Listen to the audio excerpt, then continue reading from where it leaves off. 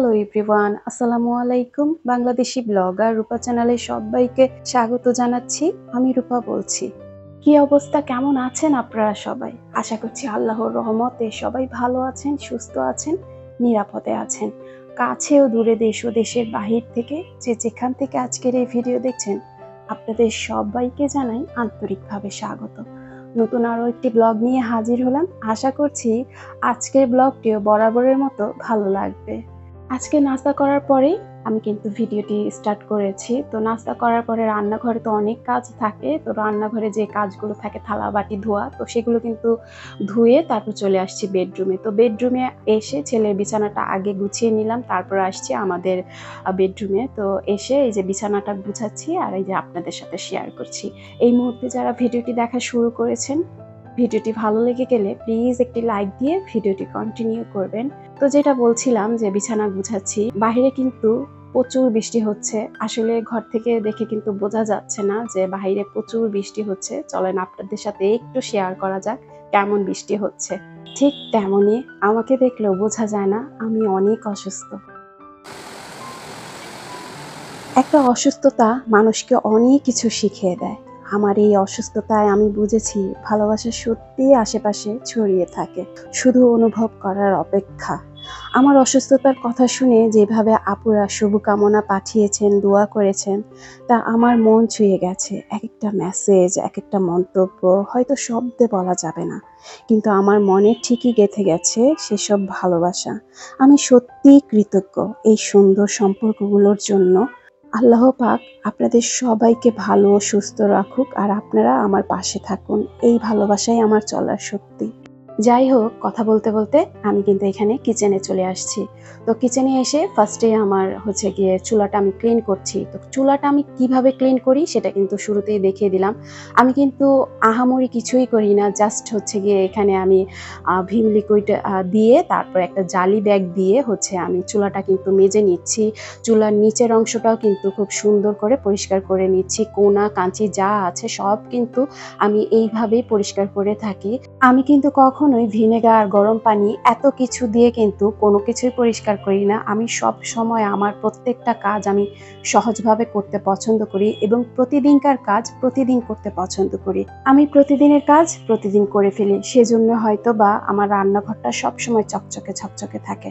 কিন্তু হ্যাঁ, সপ্তাহে একদিন হচ্ছে গিয়ে খুঁজে খুঁজে বের করি কোথায় কি ময়লা জমেছে। আসলে কি বলেন তো, প্রতিদিন কিন্তু রান্নাঘর ডিপ ক্লিন করা যায় না। তাই সপ্তাহে একদিন একটু সময় নিয়ে এই যে কোনা কাঞ্চিগুলো দেখছেন সেগুলো কিন্তু পরিষ্কার করি সপ্তাহে একদিন। আর সারা সপ্তাহে একটু উপর উপর দিয়ে পরিষ্কার করে রাখি। এই মুহূর্তে যারা ভিডিওটি দেখছেন এখন একটা লাইক দিতে ভুলে গিয়েছেন, প্লিজ একটি লাইক দিয়ে ভিডিওটি কন্টিনিউ করবেন। আপনাদের ছোট্ট একটি লাইক আমার এই ভিডিওটাকে অনেকের কাছে নিয়ে যাবে। আর ভিডিও দেখতে দেখতে যদি ভিডিওর কোনো অংশে ভালো লেগে যায় বা আপনার মন ছুঁয়ে যায়, চ্যানেলটি সাবস্ক্রাইব করে পাশে থেকে যেতে পারেন। আর যারা অলরেডি সাবস্ক্রাইব করে পাশে আছেন তাদেরকে জানাই অসংখ্য অসংখ্য ধন্যবাদ। আমি অনেককেই দেখি বার্নারের মধ্যে হারপিক দিয়ে রাখে। তো ভিনেগার বা গরম পানির মধ্যে চুলার যে শিকগুলো আছে সেগুলো ভিজিয়ে রাখে। এটা কিন্তু আমার কাছে খুবই হাস্যকর মনে হয়। আমি কিন্তু কাউকে ছোট করে বলছি না, কিন্তু এই জিনিসগুলো আমার কাছে খুবই হাস্যকর মনে হয়। কেন বলেন তো? প্রত্যেকটা জিনিস হারপিক কেন ইউজ করতে হবে, এই জিনিসটা আমার মাথায় ঢোকে না। আপনারা হয়তো বা অনেকেই বলতে পারেন আমি এরকম কথা কেন বলছি। আসলে যেটা আমার মনে হয়েছে যে বাথরুমের জিনিস কেন মানে রান্নাঘরের কাজে কেন ব্যবহার করব? সেটা কিন্তু অনেকটা ক্ষতিকারক একটা জিনিস। যেটা বাথরুমে ব্যবহার হচ্ছে সেটা না ব্যবহার করাই ভালো। আসলে যার যেভাবে কাজ করে সন্তুষ্ট হয় তো সেভাবেই কাজ করে। কিন্তু আমার কাছে যেটা মনে হলো এটা একদমই উচিত না। তো যাই হোক, এগুলো প্রতিদিনকার পরিষ্কার করে ফেললে কিন্তু আর এরকম ময়লা হয় না। আমি আপনাদের সাথে যে চুলাটা দেখালাম সেটা আমি কিন্তু আজ থেকে ৫ বছর আগে কিনেছি। আরো বেশি হবে হয়তোবা, সময়টা এত মনে নাই। তো দেখেন আমার চুলাটা কিন্তু অনেক পরিষ্কার পরিচ্ছন্ন। আর এই যে এখন যেটি আপনাদের সাথে দেখাচ্ছি, এই যে জারগুলো দেখছেন, এই জারগুলো আজ থেকে ৬-৭ বছর আগে কিন্তু আমি কিনেছি।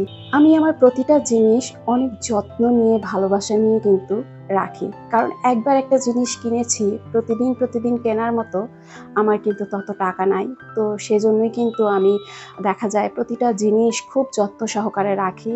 তো যাই হোক, কথা কিন্তু অনেক বলেছি, আমার কোনো কথায় আপনারা কষ্ট পেয়ে থাকলে আমি অনেক দুঃখিত।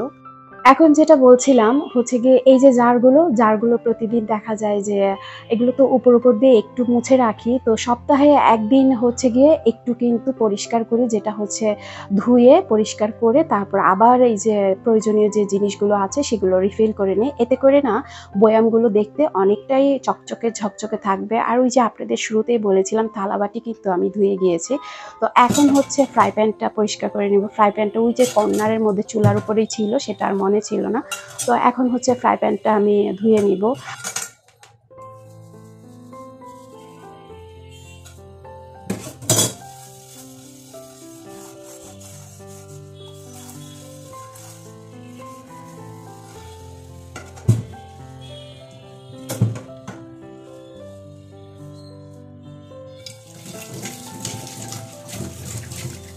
প্রতিদিন কিন্তু এই কাজগুলো আপনাদের সাথে শেয়ার করা হয় না। আজকে ভাবলাম এই প্রত্যেকটা কাজই আপনাদের সাথে শেয়ার করি।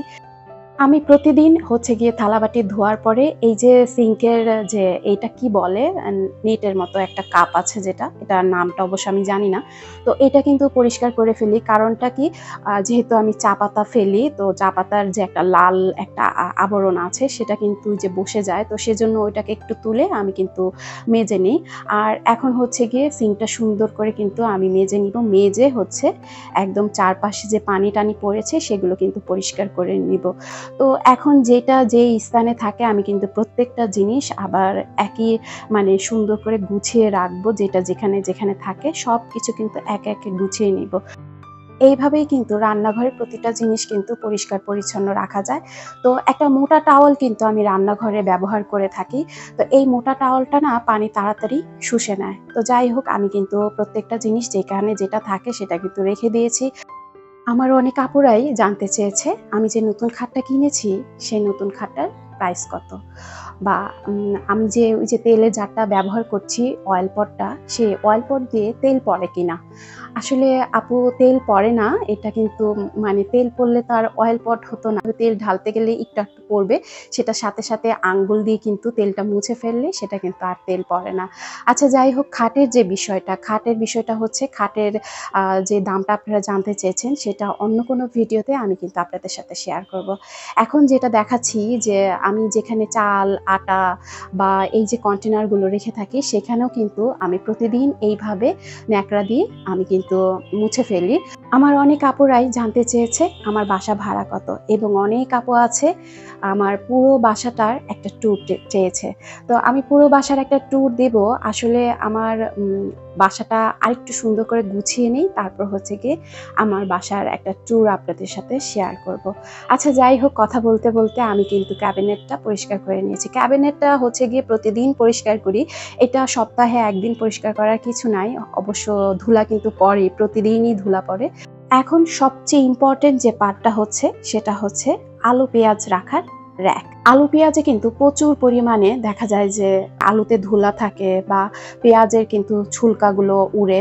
তো সেজন্য আমি কি করি, এখানে একটা র‍্যাকসিন কিন্তু কেটে বিছিয়ে নিয়েছি। তো ২ টা সেলফে কিন্তু আমি এই র‍্যাকসিন কেটে বিছিয়েছি, আর ২ টাতে কিন্তু বিছাই নেই।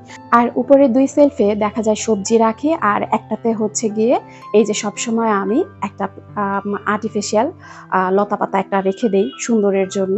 তো যাই হোক, সপ্তাহে ১ দিন এই র‍্যাকটা আমি পরিষ্কার করে নিই। আর সর্বশেষ হচ্ছে যেটা, সম্পূর্ণ রান্নাঘর ক্লিন করার পরে প্রতিদিন কিন্তু ফ্লোরটা আমি এইভাবে মুছে নিই। এখন যেহেতু ক্যামেরাটা অন ছিল সেজন্য পা দিয়েই মুছে নিলাম। এখন আপনাদের সাথে শেয়ার করি আমার যে হ্যাঙ্গিং ডোরবেলগুলো আছে, তো সেগুলো কিন্তু আমি হ্যাঙ্গিং করে দিলাম আমার রান্নাঘরের দরজায়, একটু যেন সুন্দর দেখা যায়।